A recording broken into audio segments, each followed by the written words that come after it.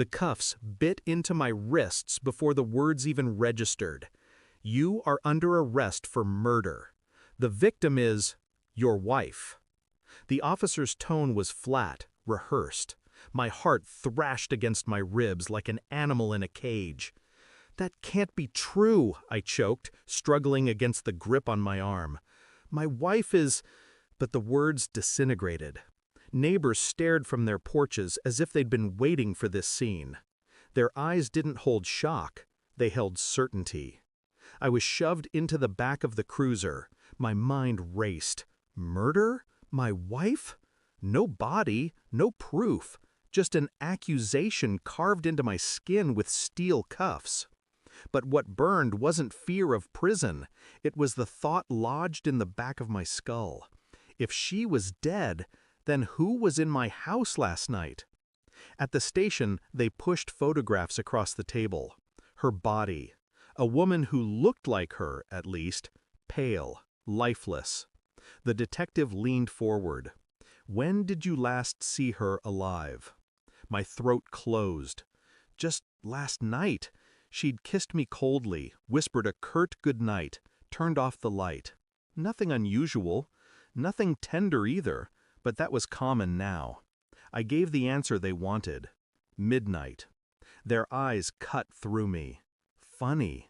The coroner says she's been dead since 7.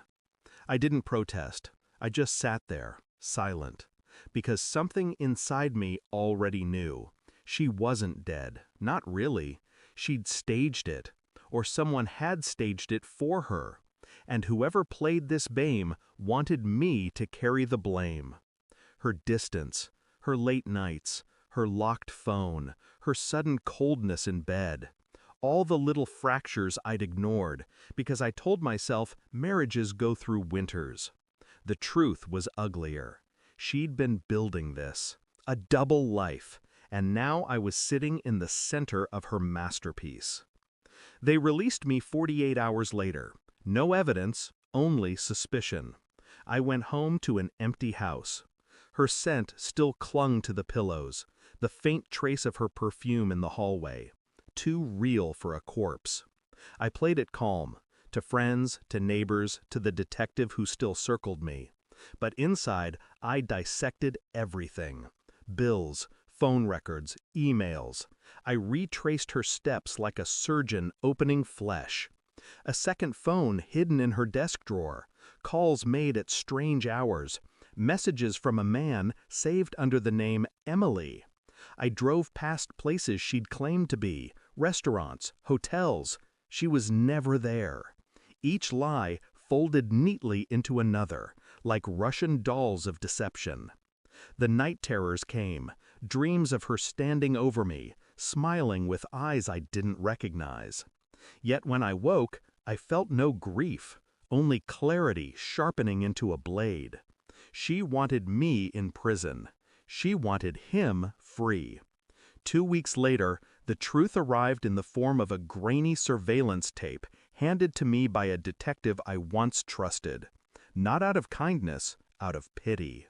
The footage showed her alive, very alive, walking into a motel with the man from her messages, laughing, leaning into him like she had never leaned into me. The timestamp? The night she was supposedly killed. I didn't scream. I didn't throw the chair. I simply stared at the frozen frame. The detective muttered, "Looks like you've been set up." I nodded, calm. Inside, the storm settled into something colder than rage, strategy. I waited until she came home.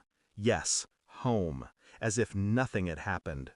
Keys jingling, footsteps in the hallway, a faint hum under her breath. She froze when she saw me at the kitchen table. The surveillance photo lay between us. I didn't speak, just pushed it toward her. Her face cracked. Not fear of discovery, fear of exposure. "You don't understand," she began. "I understand perfectly," I cut in. My voice was flat, precise. "You staged your death. You tried to bury me with it." She shook, searching for a defense. None came. I leaned back, watching her collapse into silence.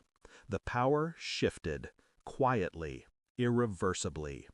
I didn't strike her, didn't scream. I simply stood, left the house, and never looked back. The evidence was already sent to the detective's desk. The truth would eat her alive far better than I ever could. As I walked into the night, I realized something. Grief had never touched me. She was already dead to me long before her staged murder. And now, she finally knew it too. I smiled once, cold and small. Because sometimes revenge is nothing more than leaving someone with their own reflection, unmasked and unbearable. Thanks for watching. Don't forget to like, share, and comment. Subscribe now to Cheating Stories Insight World for more amazing stories.